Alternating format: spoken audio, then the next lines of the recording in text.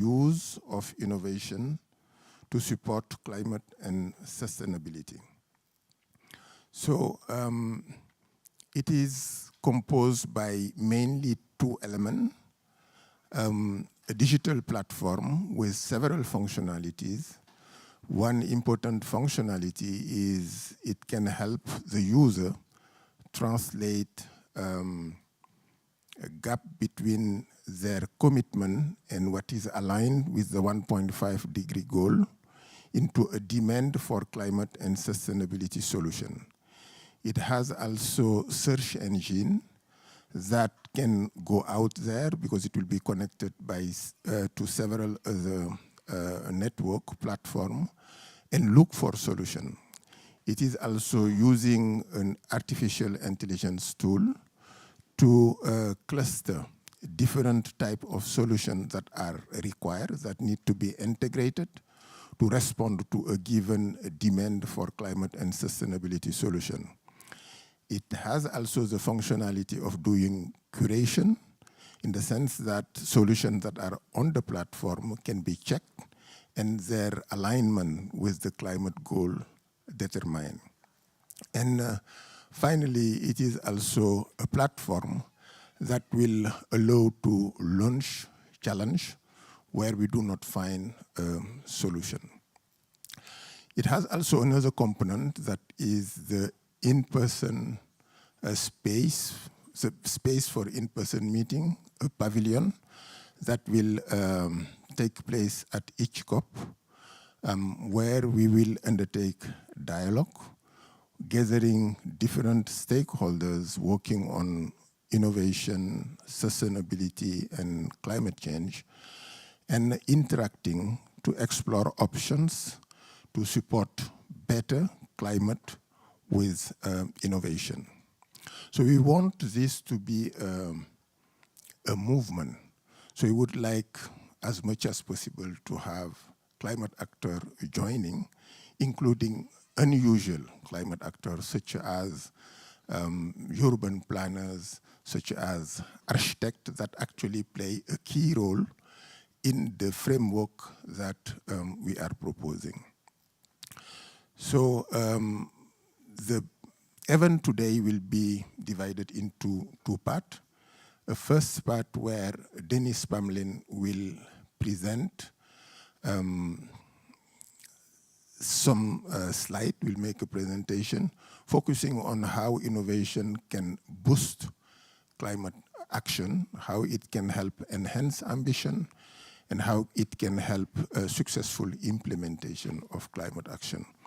And then we will have distinguished panelists that will join us to further discuss this around this topic. But without further ado, let's give the floor to Dennis for the first part of this meeting. Dennis, you have the floor. Thank you very much, Masamba. And thank you all who are participating in this very important event. And let me first just say and reiterate what Masamba just said, that innovation today means something very different compared to what innovation for climate meant only a few years ago. Just taking a step back, before Paris, the main focus on innovation was very much on how to improve existing systems so they reduced a little bit of emissions. Because before Paris, we should reduce emissions between 5, 8, 10%. And with such a perspective, we can just ask the big polluter to do their best to reduce emissions. But at Paris, something very different happened. All of a sudden, we shifted focus from incremental improvement in existing systems towards a global, sustainable society. And for that, we need to totally rethink what innovation is, because innovation is no longer single technologies that helps the traditional sectors to reduce their emissions. Maybe the most important innovation is the way we think about climate innovation. So as we move forward here now, we need to think really about what we mean by innovation. And my role is as the Executive Director of Mission Innovation's Net Zero Compatibility Assessment Initiative, the NCI. We were created in Paris to shift the focus away from just reducing emissions to providing solutions. And I will come back to that, because maybe the very idea of reducing emissions is a problem, and we should focus on avoiding emissions and helping people meet their human needs.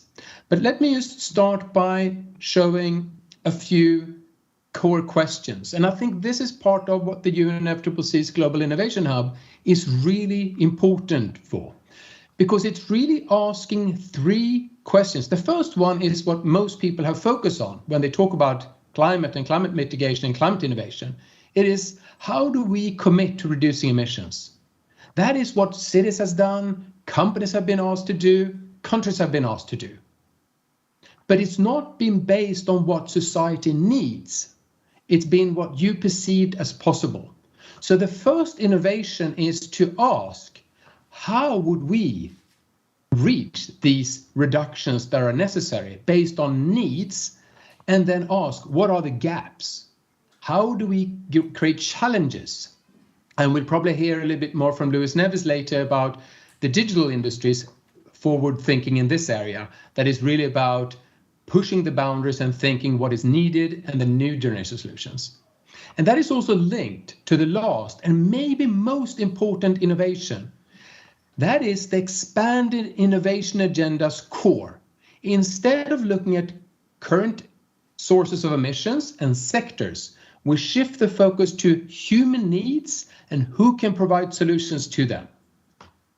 And that has not been what countries have been asked to present until UNFCCC's Global Innovation Hub.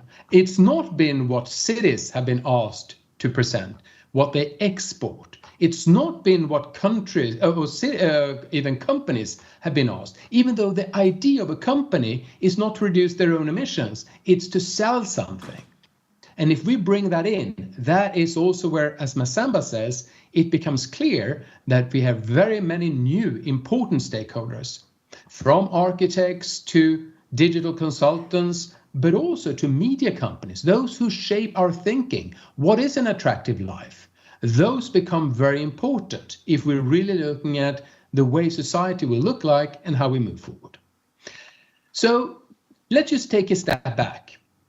Sometimes people say it's very complicated with climate change, but by the end of the day, the key challenge is that we have one planet, and soon we're going to be 11 billion people living on that. So that's really the key focus here. It's not really to reduce emissions. It is to provide flourishing lives for people on this planet. And that's why we also are very keen to show this image. If you can shift to the image that I'm showing right now, is that if we talk about reducing emissions, we're basically talking about the richest 10% who are emitting the majority, 50% of the global emissions. But most people living today, their problem is not to reduce emissions. It is how they can live flourishing lives, how they can move out of poverty, live better lives without emitting carbon, and also not destroying ecosystem or increasing poverty. So how do we bridge that? And that shift from a carbon reduction agenda in the West to a global development agenda for everyone, I think is really, really important, and one of the most innovative ways of thinking that we need to start thinking about. And it's really about also acknowledging that almost all tools we have today, all studies, all institutions are built around a static innovation approach that is basically improving current systems. We make a little bit of a better car, we make a little bit of a better fridge, we make a little bit of a house, but we're not really asking what are the underlying needs and what are the new things. And for many decades, so many billions have been poured into making cars a little bit better. But now, we need to ask, why do people move? And how can that access be provided in other ways? The access to health, the access to education, the access to nutrition. Is it 3D printing? Is it drones? Is it walkable cities that are healthy and safe? Is it a way to allow for biking? Is it new tunnels that will be built?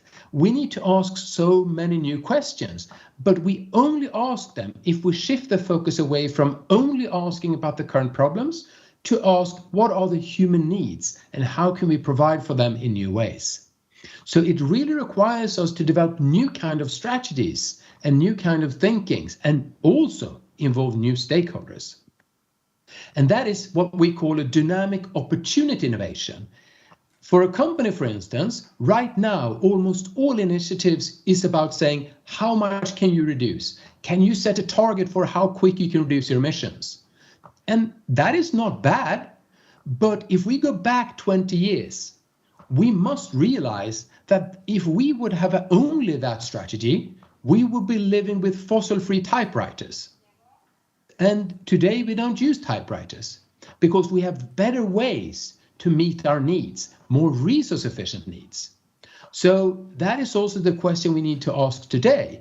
If we are not to be stuck with fossil-free typewriters, the equivalent of today, and how can we provide flourishing lives for 11 billion people? That should be the question. We should not only ask, how can sectors reduce their emissions? We need to ask, how can companies and clusters of companies and collaboration with cities, governments, academia, NGOs deliver the solutions that provide flourishing lives? So how do we get better health, better nutrition? These could be seen as obvious questions, but today they are not. We are stuck in a very limited innovation space. And I want to reiterate, that is not bad innovation. We need to that also.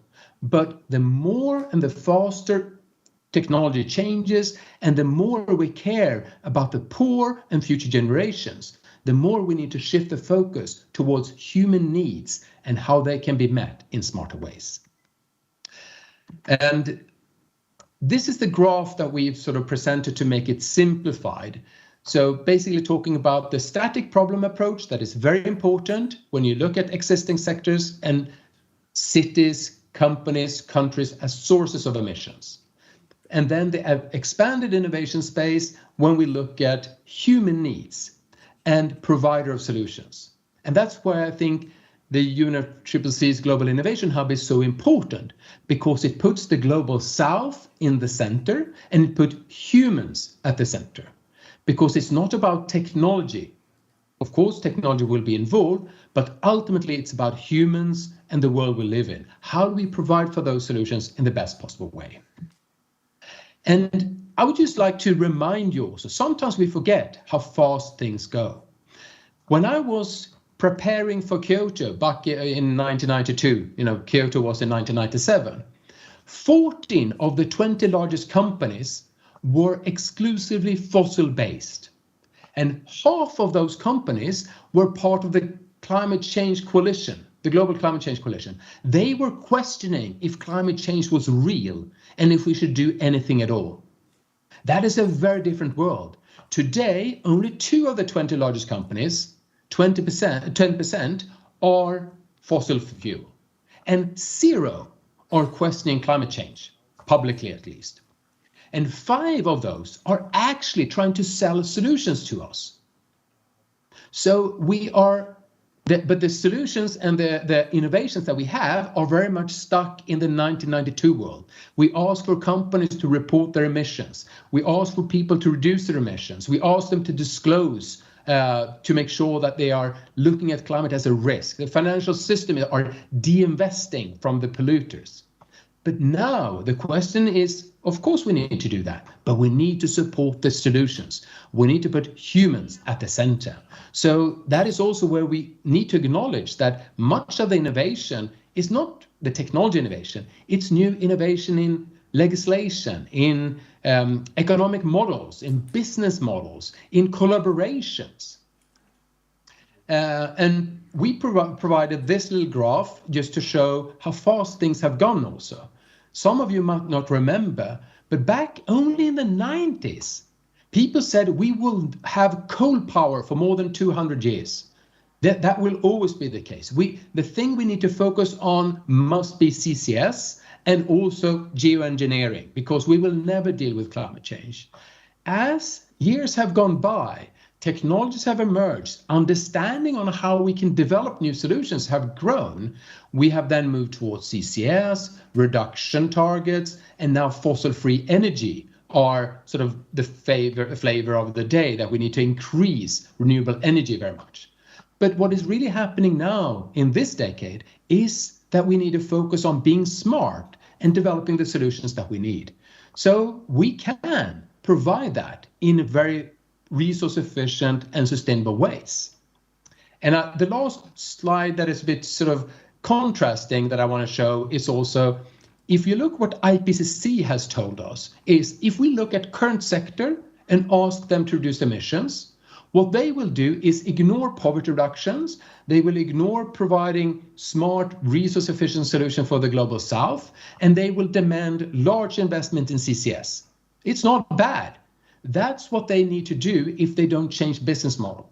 That is, we create the same system that we have today, but fossil free. So basically the equivalent of fossil free typewriters. We have the same society as today that is unsustainable, destroying biodiversity, keeping people in poverty, but we do that in a fossil free way. Or what IPCC also said is, if we focus on needs instead, we actually don't even need CCS, carbon capture. We need natural sinks, but we need to focus on new ways to providing all these solutions to people. But that will also give us support for other sustainability goals. And that will allow us to have a focus on flourishing lives for 11 billion people. So it's a fundamental different approach. One is just looking at the current society and make it fossil free. The other one is trying to create a sustainable development agenda for everyone, where we leave no one behind. And not even that, we actually aim at having everyone should be able to live flourishing lives. And to just give a complicated image, and if you want to have more, we developed this with IPCC scientists who says that the problem today is that we only look at, most initiatives look at the very beginning and the very end. So they try to increase supply and they try to reduce emissions by CCS. Nothing really bad with that if we want to keep the current society. But if we really want to tap in the new opportunities, especially the digital one, we need to ask, what are the new ways of providing for these needs? So that we need to look at living standards rather than carbon emissions only. And that is a very different driver. So there's a good scientific backing for this also, but very many people don't want to talk about this because this is a very different approach on who's going to benefit from this. Because in this agenda, the global south are really, and future generation are the very strong benefits. If we only look at the supply side and the sort of CCS and the pipe technologies, it's the current big polluting companies that are the main winners in that. Hopefully we can combine that so the big companies can transform and the new solutions can be brought in. So it's not either or, but right now we only basically have one side.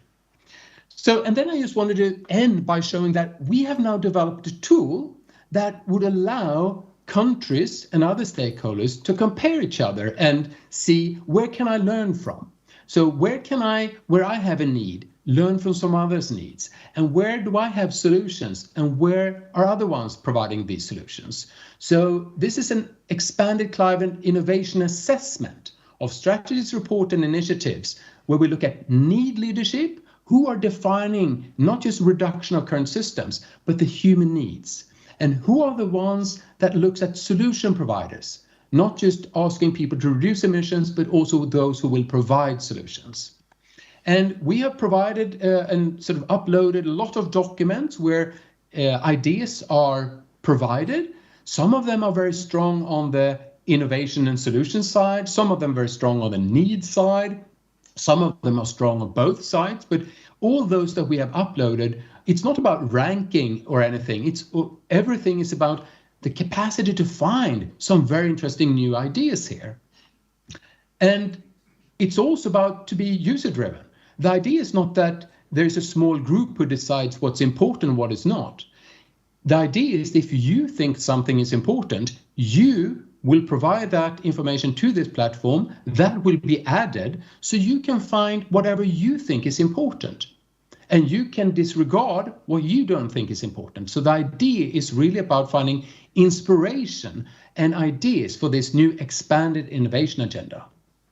And if you have other kind of functionalities, if you have other kind of ideas, that's also possible to change. So the idea is that the whole tool is user-driven. So anyone who's sitting in this room today or anyone listening virtually, you can just let us know what you think this should be. And we will add that and change that to the best of our capacity, because it's not up to us to decide what is important or not. That is you. And I just wanted to show that there's so many things that is happening already. Brazil has a fantastic global human needs perspective in their existing NDCs that many people can learn from. We have seen from Egypt, they have really highlighted a lot of the human needs in their NDCs that people can learn from. We have seen from Senegal, who's also understanding the need for transformative change that people can learn from. We have seen from Chile that has really been in the forefront on becoming an exporter of green hydrogen, who's looking at emerging technologies and the problem with current lock-in that we need to look beyond that. So there's so many things that we can learn from, and that's what we hope that this conversation will start on. How do we start embracing this new opportunity agenda, and how can we learn from each other and highlight, especially these countries from the global south who are actually leading this new climate innovation agenda compared to many of the Western countries who are still quite stuck in the sort of static problem approach, where they are very good, but they need help to shift away to make sure that these things are globally sustainable. So that's where I would like to end. So the question is really, how do we expand the climate innovation agenda from the static problem to also include climate solution innovation? And how can we build on existing leadership? And some of the people in the planet are really, on the panel that will talk, are really among those who are leading that conversation. But anyone in the public, please contact us or the UNFCCC staff who are there, and we love to work with you and make sure that we present some really exciting things already at COP27 in Egypt. Thank you very much for taking the time for listening. Thank you, Dennis. No, thank you, Dennis, for your brilliant presentation, and you will stay with us because you will be also part of the panel. Now, without further ado, I will invite our distinguished panelists to join the podium. So Andy, Andrea, Luis, and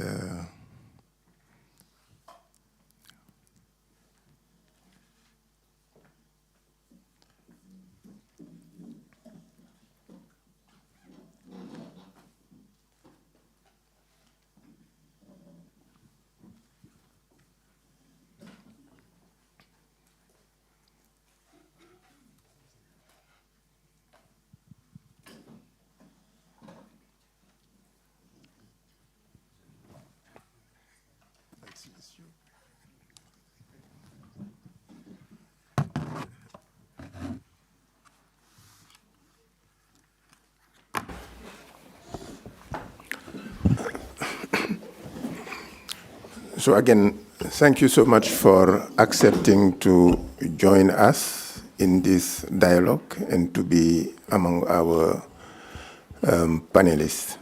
So you have followed the presentation made by Dennis. Maybe my first question to all of you is, what is it that you think we can take away from Dennis' presentation? Are there key elements that will need to be upscaled and further used? And also, do you think that in this framework that he has presented, where the focus is on need and solution rather than sector and problem, where the focus is on dynamic rather than static, what are the key elements that we can take as takeaway and for upscaling? Maybe starting with Adriano. Thank you very much, Masamba. First of all, I'd like to thanks very much the UNFCCC Secretariat for the invitation. Actually, I'm replacing Mr. Marcelo Donini, who is the Deputy Secretary on Climate Change and External Relations in the Ministry of Environment. It's a pleasure and an honor to represent him here. I would like to thank very much the Secretariat, Massamba, Alexandre, Carlo, and all the team. And first of all, we would like to congratulate the Global Innovation Hub, launched in COP26. The hub is a very relevant, innovative instrument, and sorry for the wordplay with innovative, but the hub is very innovative in terms of supporting more ambitious and effective implementation of NDCs. And in that point, I would like to thank very much Dennis for referring to the Brazilian NDC in terms of recognizing human needs. Thank you very much, Dennis. In our view, in terms of using the key value addition of the approach that need to be upscaled, Massamba, we think that innovation we recognize innovation as an essential instrument to boost not only climate action, but climate action and support. I can give an example of the importance of the innovation agenda in Brazil. In Brazil, we have Ministry of Science and Technology and Innovation. So having a ministry dedicated to innovation demonstrates the importance of the agenda for Brazil. In terms of upscaling the approach, Massamba, in the Brazilian point of view, technology innovation is expected to play a relevant role in enhancing climate action and support, as I said before, in particular implementation of NDCs. But we need to upscale this kind of approach, not focusing only in technology innovation, but in our view, talking about innovation is also talking about policy and regulation. It's about business models. It's about finance instruments and cooperation, in particular international cooperation, in our view. If you give me the opportunity to just to provide two examples that we are talking about in Brazil regarding technology innovation, and again, I would like to refer to the brilliant presentation provided by Dennis. He referred to the importance of CCS in terms of innovation, and we would like to highlight here the importance of having carbon dioxide removals, and I noted that Dennis referred to net negative emissions and natural sinks as well. And in Brazil, we are trying to deploy carbon dioxide removal methods to counterbalance residual greenhouse gas emissions. It is one of the Brazilian priorities, in particular in agriculture, forestry, and other land use sector. And we think that CCS is very important, like Dennis presented to us, but we think that we have also the bioenergy CCS, the bioenergy capture, carbon and storage, and we have some good examples in Brazil in terms of BECCS, of bioenergy CCS. This is in terms of innovation in technology. Regarding policy innovation, for instance, in Brazil, we have the Brazilian Forest Code.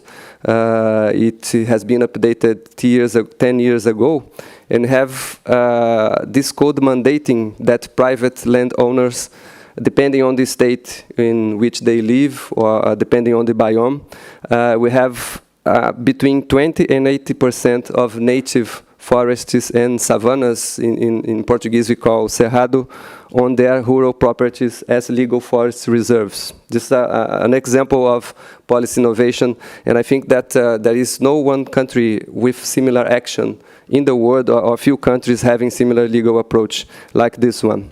And finally, Massamba, in terms of upscaling the consideration of innovation, we think that it's very important to consider innovation on mitigation, but also we think that it's important to consider innovation in adaptation and in means of implementation. For example, again, referring to the presentation by Dennis referred to IPCC report.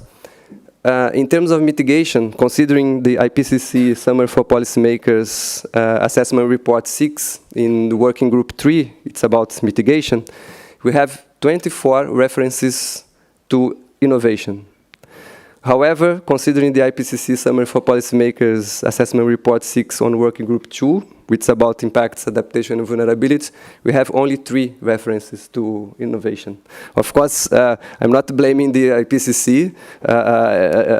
In the contrary, in our view, IPCC reflects the state of art on climate change. And what IPCC is saying to us is, we need more science on innovation regarding adaptation. We think that it's a very important issue. And finally, we think that international cooperation regarding means of implementation from developed countries to developing countries in terms of finance, technology transfer, and capacity building are very important elements of innovation also. Thank you so much, Masamba. Thank you. Thank you, Adriano. 3 key elements. Innovation goes beyond technology innovation. It's about policy innovation, business model innovation, financial instrument innovation, and innovation on cooperation. And also, innovation should not only focus on mitigation, it also concerns adaptation as well as the means of implementation. And international cooperation is absolutely needed if you want to use effectively innovation to address the global challenge. So any other view on this specific topic? Okay, I will go.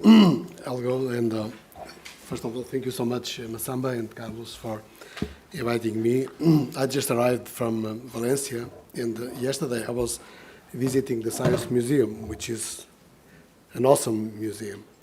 And I was stuck at one area of the museum from the European Satellite Agency, and where, of course, you see all those marvelous things that go to Mars. And one interesting thing that I was looking at, very much related with innovation, is that we are going to Mars with Elon Musk, but Mars is inevitable. So the temperature is minus 68 in average.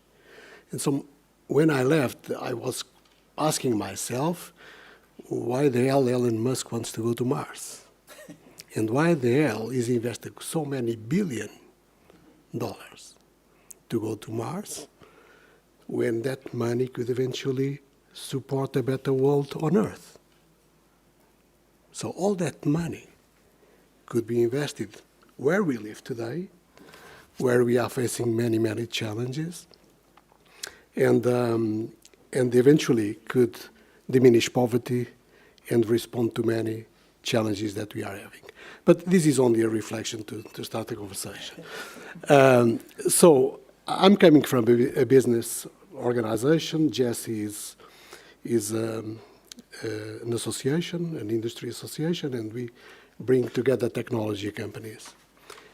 And I've been to many COP meetings. I cannot count anymore how many I've been to. And in 2 of them, we launched one report that has the same name. The only difference is the year. In Doha, we launched the SMART 2020.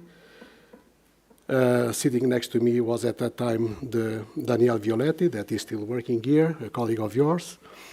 And that report was showing that digital technologies can reduce a substantial number of global emissions. So all those technology innovations, they can abate the CO2 emissions. No matter the sector you think about, from the energy, manufacturing, agriculture, finance, whatever sector you think of, there is what we call a net positive impact by deploying digital technologies. And more recently here, when the COP meeting took place here in Bonn, we launched, that was in 2015, we launched the SMART 2030 report. And by that time, we launched a report together with Cristina Figueres here. And And that report was showing that digital technologies could abate 20% of the global emissions. If that figure is true, we could decouple economic growth from CO2 emissions. And I think it's true, by the way. Although, of course, there are many skeptics and critics around these figures, and they can be challenged anytime. But this is to say that whatever innovation you think about in the ICT or digital world, you see a lot of positive impact. There are also many negative components as well. And so we should speak about the negatives and the positives. But the overall impact is extremely positive. And that's why when I came to this house, which I love the UNFCCC, and I've been working, I love Masamba, and I'll be supporting Masamba's work, and I do not see ICT as being part of the solution discussion in the Climate Convention. And so how can we leave a sector which is the leading sector of the world outside of the conversation? That's not possible. Because no matter the political discussions that will take place, this sector will continue to evolve. So if you think about digital technologies, today we're talking about artificial intelligence. We're talking about machines that will probably surpass the capacity of the human being. And so we need to think, where are we going as a world? And we need to understand what these technologies can do for the benefit of people. Because the bottom line is, we need to understand that we want to live those 11 billion flourishing lives that Dennis Pamlin was talking about. We need to have a place where we can live in peace and having a good life. And technology will be a fundamental driver of that. And so when we talk about innovation, we're talking about a myriad of different things. I'll give you an example. The other day, I was talking with an energy company, which is a quite big company in the world. I will not mention the name. But today they make 55% of their business depends on technology, on digital technology. Because now they have the solar panels, of course, but they have the inverters, they have the IoT equipment, they have all that stuff. I have my own example. I installed solar panels in the small place I own. I'm Portuguese, so we are here close to Brazil. But, I got rid of diesel, I got rid of gas. It's a huge benefit, a very simple thing. And so these companies are evolving. So those innovations are happening already. So how do we bring those innovations into the conversation? That's a fundamental thing. That's why the innovation hub that Masamba is putting in place is critical to advance the conversation, because we also need to understand that policy making is also needed to drive this agenda, and we do not have the required policies. I give you another example. We have a world completely divided between those that have and those that do not have. Most of the people they do not have. So the question is, how do we make this world more balanced? And to happen, we need to provide infrastructure and connectivity to people. Because if you don't give them connectivity, they cannot use the technologies. So a fundamental policy measure is for the governments to understand that they need to invest more on digital infrastructure, being mobile, being terrestrial, or now I'm going after tomorrow to talk about 6G already. So things are already moving very, very fast. And we have not yet 5G implemented in most of the countries. But these things are happening, investments are being made, money is being spent, and we need to get that money connected to people, because otherwise we will not have those 11 billion flourishing lives. So this fundamental policy change is needed. We have in GeSI a tool called Digital Access Index with 17 digital indicators, from 2G, 3G, 4G, 5G, IoT, price of telecommunications, speed of the internet. We have 157 countries on that database. If you go to the database, it's on the GeSI website. We connected this report to the Sustainable Development Goals, and you see that the countries that benefit more from a good living are those that have technology deployed in their own countries. First country in the world, Luxembourg. And then it comes Sweden, it comes Norway, it comes Germany. All those countries which have more access to communications and communication infrastructures are those that have better health, better education, and so on, you name it. And so I think I do not have a preferred technology to scale up. I have many technologies to scale up. And I think the fundamental recommendation I would make to finalize is that, Masamba, we need to bring this innovation up into life. We need to give it more political support, and we need to bring that to the conversation of policymakers so we can make sure that technology is there for the good and to sustain the world in a better place for everybody. Thank you. Thank you, Luis, for your intervention. I am 100% aligned with you that we need to give more support to innovation for climate, and we need to give more visibility and support to the Global Innovation Hub. And also, I would like to further emphasize the twin green digital transition that you are mentioning. So digital is important to support green and sustainability, and the two together can facilitate a lot of things. So I would like just to highlight that you can also comment on each other's intervention so that it's more lively. Now I will turn over to Jennifer. The longer-term low-emission development strategy, NDCs, and then the locally determined contribution are important elements for the world journey toward a net zero economy. What are the benefits an expanded innovation agenda can bring to those key instruments, based on what you have heard in Denis' presentation? Thank you so much, Masamba, and thank you, Denis, for that presentation. While I was listening to it, I was just like picturing, this is exactly the conversation that we're having in the Dominican Republic, and the NDC from DR, like the latest update revision, it actually highlights that necessity of innovation, of technology, that are the crucial part of the means of implementation for that NDC.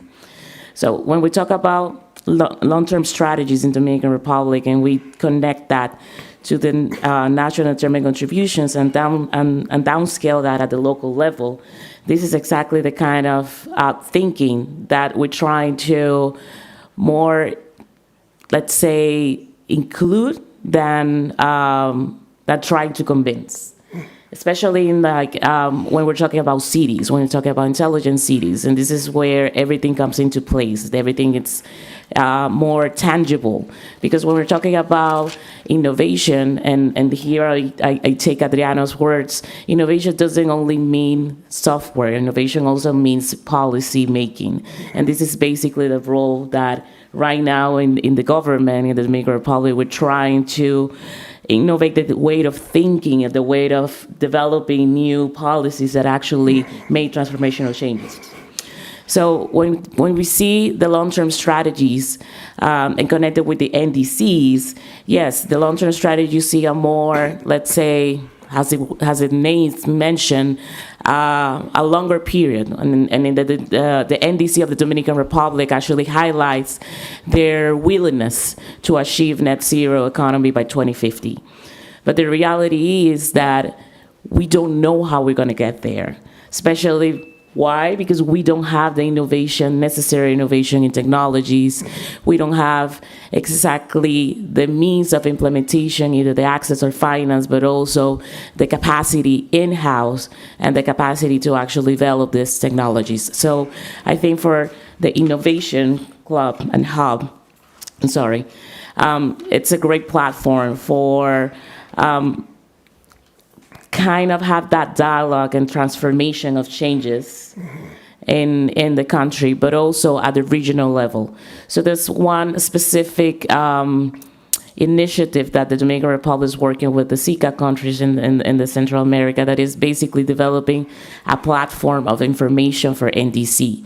So this is something that we are thinking about innovation. We're thinking about how these 5 different countries in Central America and the Dominican Republic kind of are comparable in terms of the NDC, but also making sure that it's not necessarily 1 + 1 = 2. There's still variables that it's very intrinsic in one of their national circumstances. I think, in a nutshell, the conversation is still going. I think, and this is, I take Dennis' word, we still think to rethink what we think about innovation. Innovation means everything, and every single time that you say, well, we need innovation, we need transformational, yes, but what kind of innovation, what kind of transformational you need to actually implement. Thank you, Masamba. Thank you so much. And I think you make one point that is really important for us when you are saying we have made a bold commitment to be net zero without knowing how to get there. We consider that this is the right thing to do, because what happened is we have the lack of ambition and the lack of climate and sustainability solution that are stuck in a vicious circle. So you do not take ambitious target because you are saying, oh, if I take this target, I will not have the solution. This is what we are saying, I do not know how to get there. Many people say, I don't want to take commitment because then I will not be credible, because I will not be able to say how I will get there. But at the same time, those that are developing solution do not provide the solution because there is no demand, because there is no ambition, and we are stuck in a vicious circle. And what we are promoting at the Global Innovation Hub is exactly what you have done, to take bold commitment without necessarily knowing how to get there, and then translate the gap between the current capability and your bold commitment into a demand for climate and sustainability solution that the Global Innovation Hub can help fill the gap. So now you talk about having things at the national level, at the local level, all these things coordinated. That's a very important point. We know that no national government alone will be able to address the climate and sustainability challenge. We need multilateralism, we need multi-level climate action, and multi-stakeholders. Multi-stakeholdism is also required. So now the expanded innovation agenda can support a radical collaboration among nations and multi-level climate action within countries with vertical and horizontal coordination. This is what we are aiming, how we could get there. And also I will add one question, another question for you. Mission Innovation has established the Urban Transition Mission and the Global Innovation Alliance. How can the UN Climate Change Global Innovation Hub support the goal of the Urban Transition Mission? Andy. Thank you, Masamba. Thank you to you and colleagues, and to Dennis for the opening remarks, and to fellow panelists. Very much agree with everything that's been said beforehand. For those of you who are wondering who GCOM is, we're the Global Covenant of Mayors for Climate and Energy, the world's largest city network taking action on those issues. And as Masamba says, alongside DGRTD of the European Commission and the Joint Programme Initiative Urban Europe, JPI Urban Europe, are then co-leading this urban transitions mission under the auspices of global mission innovation. And that mission has 3 key buckets of activity within it. One, on setting those roadmaps towards net zero. And to pick up on your points and to draw on that debate, I very much like the way that Dennis talks about zero-emission typewriters and so on. It's kind of don't only rely on today's solutions for tomorrow's problems. As even the impacts of climate change currently are demonstrating, we can't use the past as a predictor of the future. And I'm an avid reader of science fiction and have recently started reading. There's this whole subgenre, some of you in the room may know, about cli-fi. So climate-led fiction, which is one way to engage in thinking about very different futures and roads to get there. Some of it absolutely terrifying, some of it very inspiring in terms of thinking about different approaches to addressing these issues in the future. And I haven't read it yet, but high up my list of things to read, there's a book by an author called Kim Stanley Robinson called The Ministry of the Future. And it calls for a national government to establish a ministry of thinking about the future and innovation. And we've seen attempts at national government foresight programs and some of that work getting into the climate space and helping to establish NDCs. But from our perspective, then there's much more that can be done on that multi-level governance. And so that first bucket under the Urban Transition Mission is very much about that road mapping of thinking about how to get towards net zero or as close to it as possible, and more broadly kind of climate neutrality, climate resilience, and then setting in place kind of pathways to get there, but without them, as you and Dennis have said, just being incremental rollouts of existing technologies. So that's one. Then secondly, and perhaps importantly, then the Urban Transitions Mission will establish what's called a Global Knowledge Exchange Centre. And the idea is not only to much like yourselves, it is to try and establish a library of tagged and classified resources, but again, to provide some of the brokering peer-to-peer between cities who are interested to take action, both north-north, north-south, and all variants of those combinations.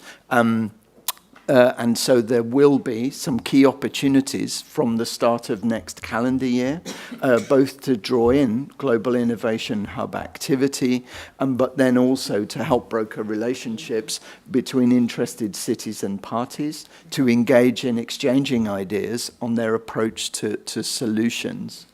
And then thirdly, the mission also contains a pillar of activity on a Global Innovation Alliance and an annual kind of set of awards to recognize those who are being boldest and taking the most risks and actions.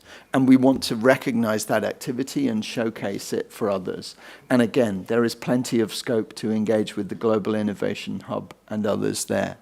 I just round out my initial comments by saying that we've set all of that more broadly within the context of a global research and action agenda for cities, and very much driven by some joint work with UN Habitat last year on the Innovate for Cities conference, drew together 7,000 participants over a week-long program and with multiple sessions, and really I don't think we quite got to a fully needs-based approach, but it did draw out some key elements that were missing from the debate previously around the role of culture and heritage, around some of the points about place-based solutions, kind of engineering and decision-making.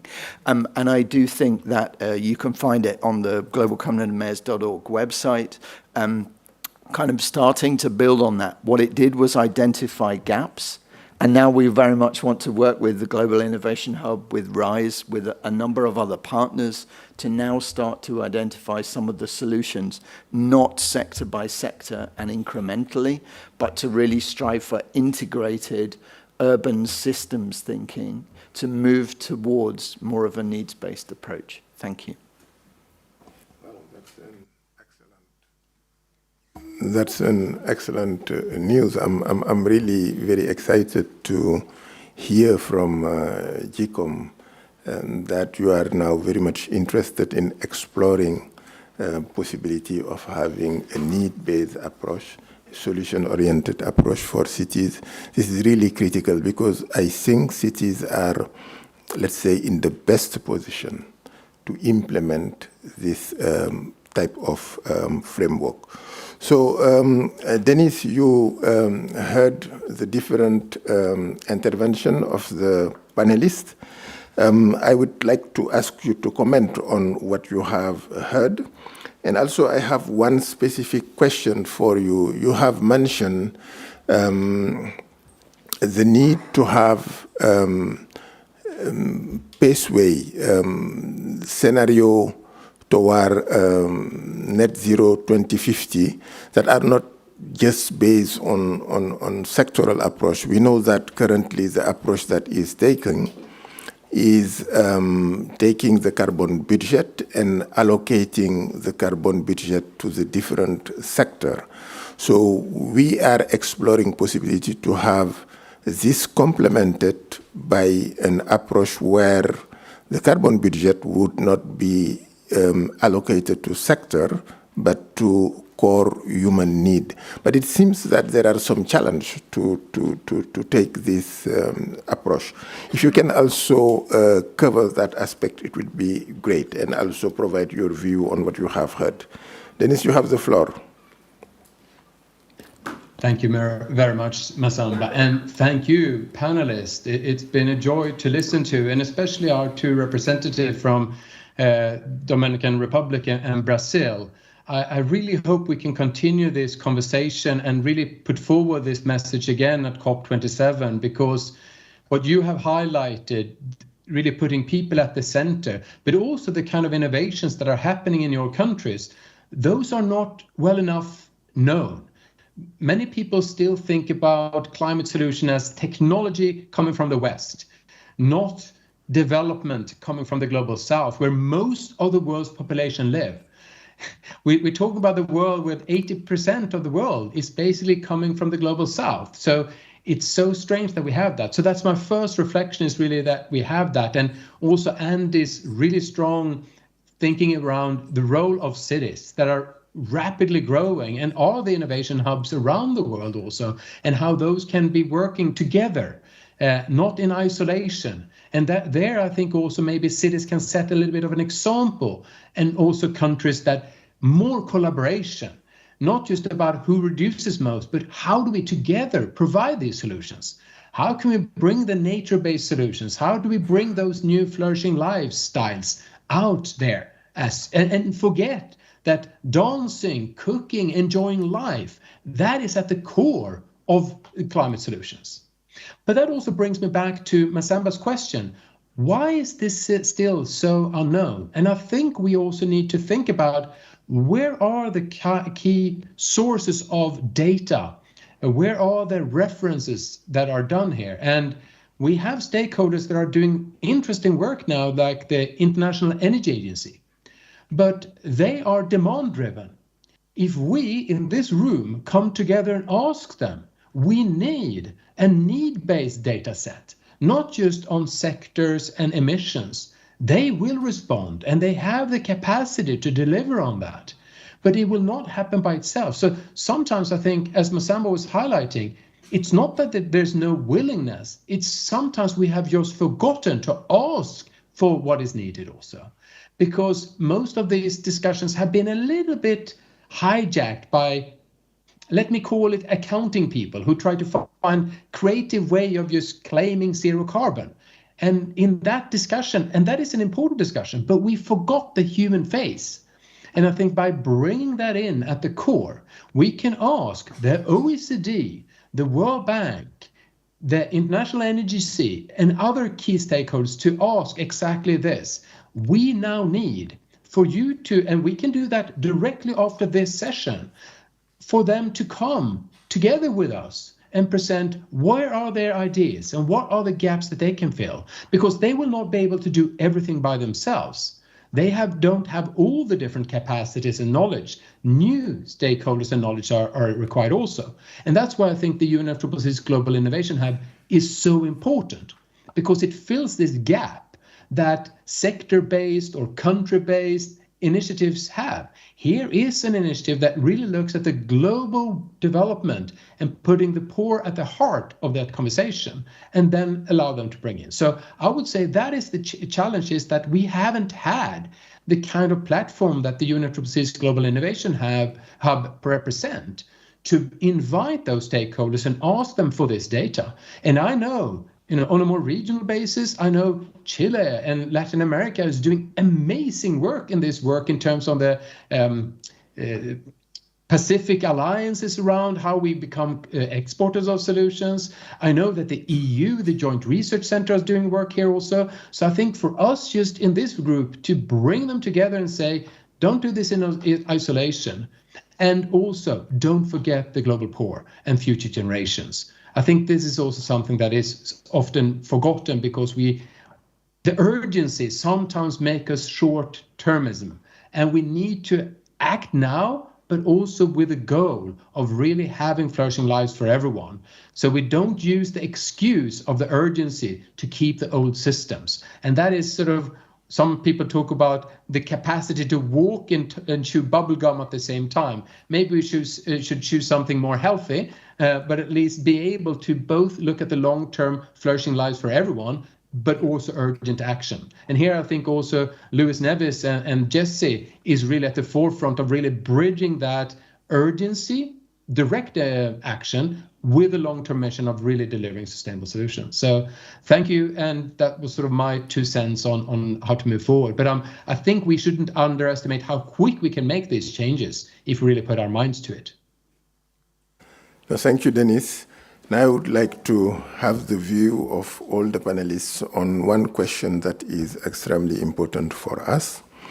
We would like, as I have mentioned, we have this issue of vicious circle between the lack of climate and sustainability solution on the one hand, and the lack of ambition on the other hand. And the way we think we could break this vicious circle is by introducing a different type of commitment. So, as I said, those that are making commitment and pledge don't want to make ambitious pledge and target because they say we do not have yet the solution and we do not know how to get there. And the solution developer, because there is no demand, will not also work in developing this type of solution. So what we have, what we are promoting is to have different type of target and commitment. One that would be based on what is perceived as possible. It will be based on the capability of the climate actor. And then another one that will be based on what is needed to be aligned with the climate and sustainability goal. And then the gap between the two will be translated into a demand for climate and sustainability solution. All this demand will be aggregated into a global demand for climate and sustainability solution. And we will invite all the climate actors to also make commitment and pledge to act on this global demand for climate and sustainability solution. So it means that each entity will have 3 types of commitment: a commitment to reduce its own emission, and then a commitment that is aligned with the first is based on capability, the second is based on what is needed, aligned with the 1.5 degree goal. And then for that one, it will ask for demand for climate and sustainability solution, and a third one where it will commit to provide solution to the global demand. So do you think that this is something that is easy to sell? Will parties will agree to something like that? So 3 types of commitment: a conditional, which is, let's say, depending on availability of climate and sustainability solution, an unconditional based on capability, and another commitment to deliver on the global demand for climate and sustainability. Is it something that makes sense? Is it something that we can engage with parties to discuss? And thank you very much again, Masamba. Very interesting questions. And first of all, I would like to say that it's easy to sell, but I don't know if we have buyers to, to do so. But I think this kind of initiative here regarding the global hub on innovation could help to sell this kind of approach. In our view, I think it's very, very important thinking about different types of commitment. And I would like to refer on something that you said and also Dennis about carbon budget, maybe being creative in thinking on not allocating the carbon budget to sectors, but allocating carbon budget to human needs. I think this is an easy way to sell this kind of approach that we are discussing here in terms of innovation. And I think that regarding climate sustainability goal and global demand for a climate sustainable solution, we have very clear what the IPCC is telling us coming from the recent reports. I appreciate what Andy said about the climate resilient development pathways and the different scenarios. I agree, and the IPCC indicated to us IPCC scenarios, and we think that to achieve the IPCC pathways scenarios indicating climate resilient development with no innovation, it would be impossible to achieve the net zero goal.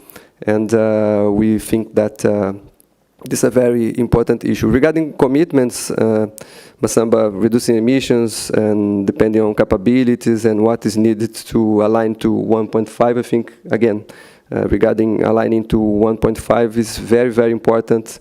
Pay attention on what IPCC is saying to us. And I think Jennifer put very well the need on having a multi-stakeholder approach. The UNFCCC Executive Secretary in the Substa opening plenary today said at the same point, governments alone will not deliver the global warming solution. We need to work together with private sector, the civil society, academy, and I think that bringing innovation to the discussions will be very, very important to achieve our goals in terms of dealing with global warming. Thank you so much, Masamba.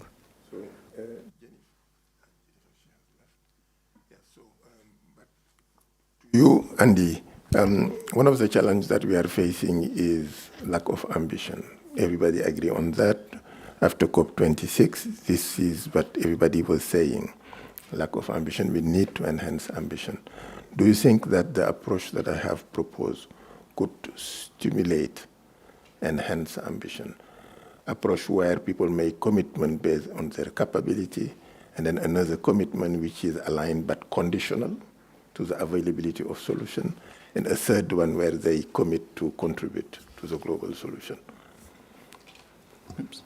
Thank you, Masamba. And I mean, I guess first off, important to emphasize that some global covenant of measures analysis also launched at COP26 on behalf of our 11,500 or so member cities showed that at urban level, 3/4 were moving faster than their NDC, and a half had committed to deeper emissions reduction than their national government in their NDC. So I think there are some important points when you talk about lack of ambition, just about being clear about how that comes together. And again, to the point about multi-level governance, just the way that plays out within individual countries. But that said,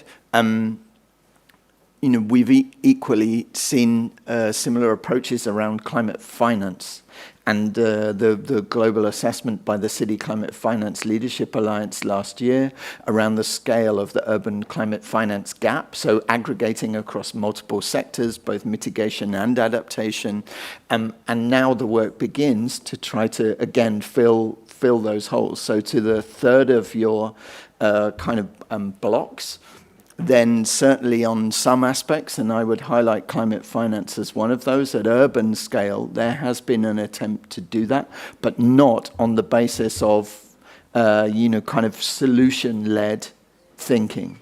And I still think we have an opportunity through some of the international financial mechanisms and other means to try to do that.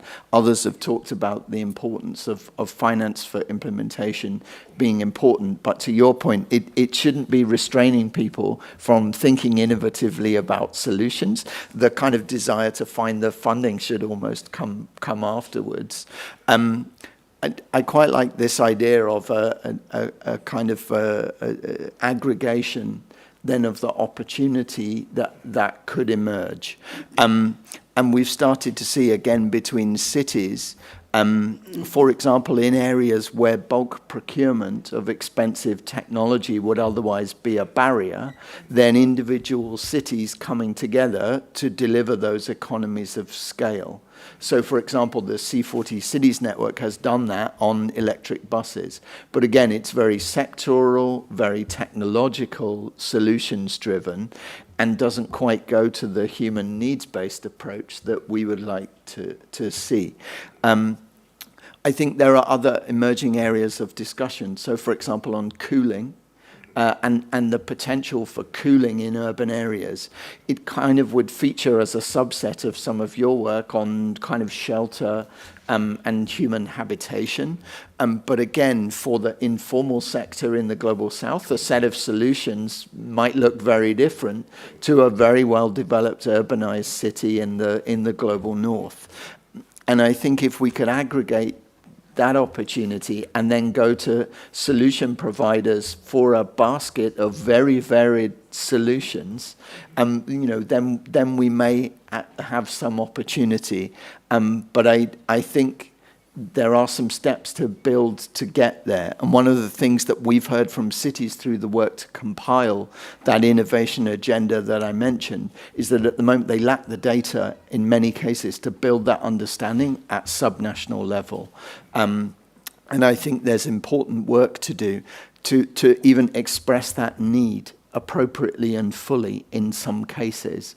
And the more that we can do to be providing that information through the Global Innovation Hub, through various members of the panel here, including the Global Covenant, then the better, and that will set us in good stead. So I like the approach, but I think there are some building blocks along the way to be able to deliver it. Thank you so much. Thank you so much. I will finish with one question to Luis, and then we'll open for Q&A. So the focus of this discussion is on NDCs and how innovation can support the implementation of NDCs. So digital is a key element.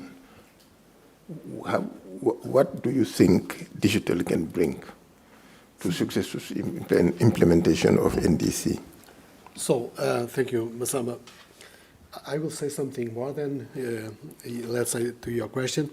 But just 2.5 years ago, the GIZ asked GeSI to produce a report around how technology could impact the achievement of the NDCs. And they picked up 10 countries. It was the countries of their choice, developing countries.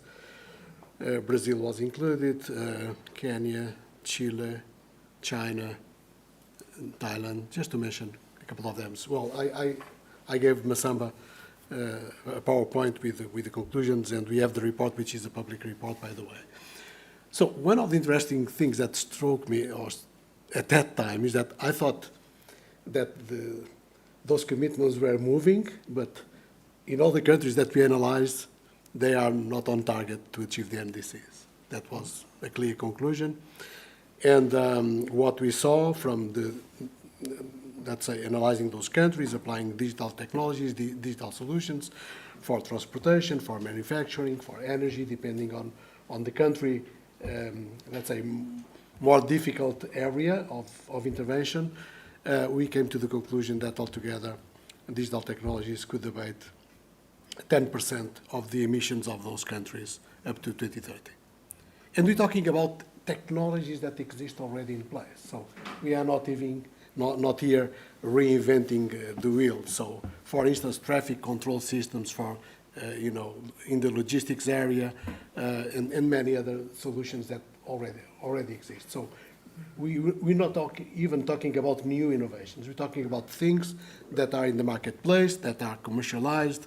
If they would be applied in those countries, and we have examples for all the 10 countries, they could abate 10% of the emissions of those countries. We're talking about a significant number of power plants, I guess. So, and again, my question is, so if this is the case, why this is not happening? Because we're talking about a significant number of emissions, right? So clearly, we have that evidence that digital technologies can help the countries to achieve the NDCs. It comes back again to the issue of what is the key technology to allow for that. And it's connectivity and infrastructure. So you need to deploy infrastructure, because on top of the infrastructure, then you can build all the solutions, the softwares. You know, you need data centers, you need all that stuff to build, to have the building blocks, as you say, to achieve those goals. Another thing that I would like to say, and also to your question, I think it's a good idea. You know, thinking about the needs, it's fundamental, because if you know the needs, then you can accelerate. So and the need is, we need to have a world at 1.5. That's our need. And so we need to accelerate. We need to step up. So I repeat again, I've been to many COPs. If all the promises that have been made in COP meetings have been accomplished, we would be saved. It's as simple as that. So we cannot only trust those commitments made by many different actors, mainly from the private sector. We are very good to make, you know, I'm talking against me, but I don't care. You know, because, you know, I'm a human being, and we want to stay in this planet and having a good life. And we need to make sure that this planet will stay for the future generations. That's what we're talking about.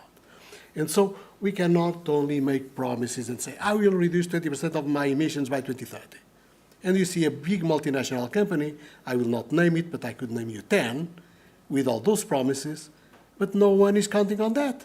So who is controlling that? There is no accountability. So you need to start measuring what they are doing, what they are promising. No one is doing that. And so if we do not do that, you know, those companies, they have lots of money to run communication strategies and, you know, to make people talk about different things in the following day. And this is the type of things that we need to think about, right?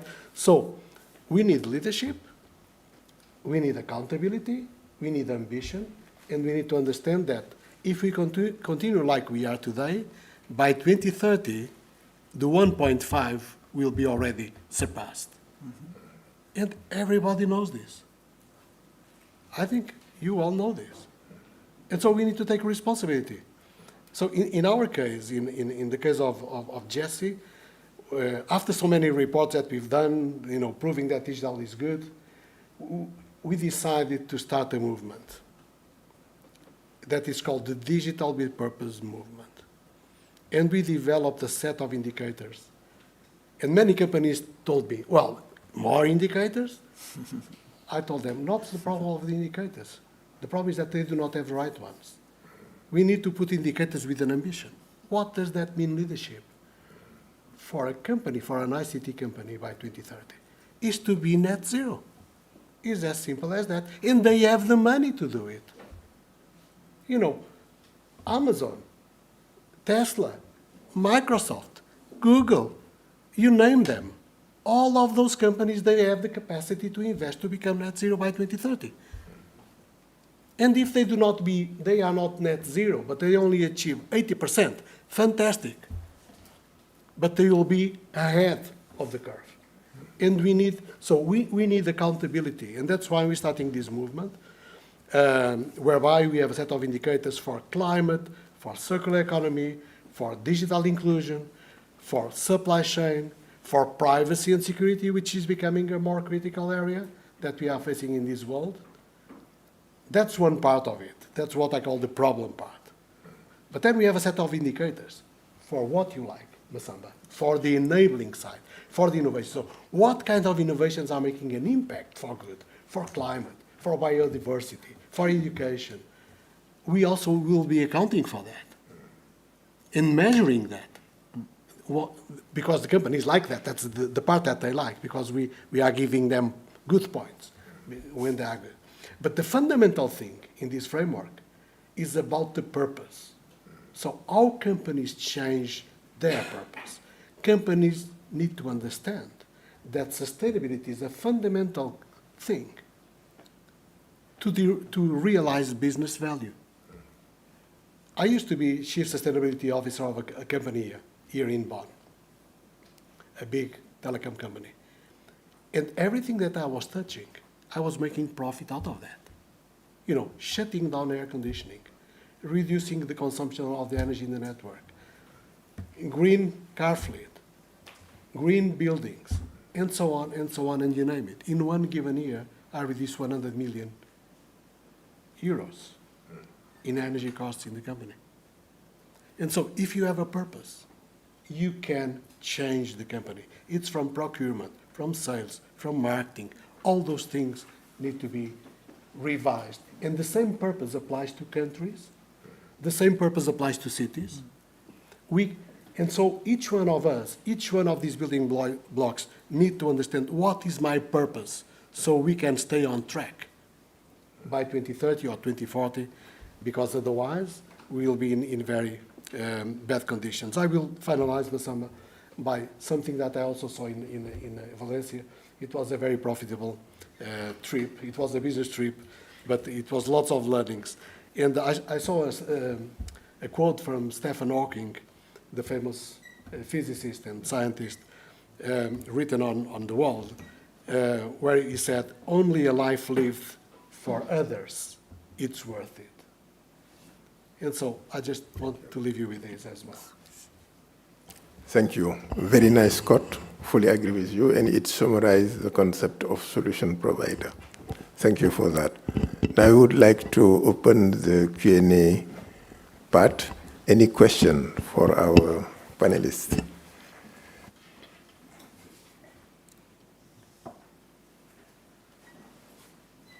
I think I'll be fine without the mic. Oh, you need it for the screen. Okay, I have a loud voice otherwise.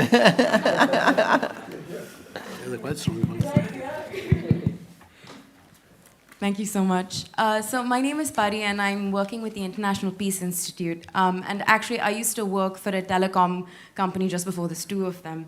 And I have some questions about what actually happens on the ground once you do these implementations, because I think the first thing is that often anything that is technology-based is a costly solution for any country coming from the global south. And very often, because companies are trying to develop other countries in the global south, they tend to dump a lot of their products on the ground. And they're sort of stating it as good CSR because they're doing that delivery. But then there's no accountability afterwards for the processing and then what's happening and maintenance and all of that. So countries usually just get dumped with things and then they don't know what to do with it. And I think that the solution that you suggested was let's go local with some of these implementations, but then that comes to climate finance, where now it's a circular problem, because climate finance is only going to the larger organizations. And so here you have an immediate market failure because all the local organizations are being pushed out, right? And so it's larger organizations earning money, they're getting good CSR points, but then they're actually doing something terrible because they're not actually giving a mechanism to maintain on the ground. So is there a way for this to be worked into the mechanism in what you're doing right now? Because it's important that we don't destroy the local markets. Yeah. Thank you. Thank you for your question, Luis. What you said strikes me because, we have the Basel Convention. The Basel Convention does not allow for transboundary movement of e-waste, of electronic waste. Nevertheless, what we see is that there is e-waste pumping in many countries, impacting their environment, creating huge problems, health problems. We see kids, trying to take out, minerals from and burning it. So I would like to step back again to the purpose conversation. So any company that has those materials that are no longer needed has the obligation to recycle them properly. and not dumping them. Because those countries, they have the right to live the same type of living that we are living in developed countries. And so the financing, well, money is not the problem. We saw during the COVID period how policymakers answered to the COVID crisis, pumping lots of billions, trillions in the economy. So I think, and that's a problem I have as a person. I think that we are not being serious with the conversation. We have laws. The laws need to be respected. You cannot dump, use mobile phones in a third world country just because that country is in need and someone thinks that he's answering to some of those needs and so on and so on. So that's my answer to your point. I think that we need to think differently, and all that money that is being agreed and allocated for those countries, from the rich countries to the developing countries in the Climate Convention, how many billions, Masamba, you can remind me? There is money that should flow. 100 billion. Well, just put it there. Just put it there and try to solve the problem and rise those economies. Maybe a very simple question for a business guy, which is not involved on politics. Yeah, I mean, I think I want to know about the politics actually, because it's the accountability from politics. Yeah, no, thank you very much for the excellent question. I totally agree with Luis, and thank you very much. It makes my life easier to elaborate on the question. Totally agree, Luis, with your points. I'd just like to add one about accountability. I agree with you. There is no accountability, but I think Luis put very well that we need to provide right indicators to the companies, thinking about the private sector, but we think that we need the right indicators also to countries. And I think in the Paris Agreement we have a new word to thinking about these indicators and this kind of accountability. And I just like to put another very relevant point regarding markets. I think this is a dear issue for Alexandre, Masamba, and Carlo here from the Secretariat, which is the carbon markets. And we think that innovative Article 6, if you could provide innovation in Article 6 of the Paris Agreement, learning from the experiences, negative and positive experiences from the Kyoto Protocol flexibility mechanisms, I think it could help to bring more companies to innovation. I agree with Luis, big companies have the capacity to net zero, to reduce emissions, but I think that we need to bring other companies to help the governments. Again, we need a multi-stakeholder approach, and we think that the carbon market could represent a very good instrument to help on the solution. Thank you very much. Can I add one thing, Masamba, just quickly? Just to say, I think there's an important role for then local procurement training as well. Municipal public expenditure is an enormous part of the public budget in many countries. And again, in thinking about innovation, we've talked about the need for policy and regulatory and social innovation. There's definitely a role for procurement innovation. And just thinking about the way in which, in our particular case, local governments buy goods and services, and the way in which they're specifying everything from the way that parks are maintained to fleets of emergency vehicles and other services and so on. And I think in some cases, as we've talked about elsewhere, there needs to be room for some more experimentation. And even we're starting to see, I don't know whether it worked for kind of procurement approaches, but then digital solutions around looking at digital twins of cities and the opportunities to test the impacts of changing both things like to your point, in the mainstream kind of frameworks, things like planning regulations and so on, but then more locally, the way that local governments are then spending their funding and then procuring those goods and services.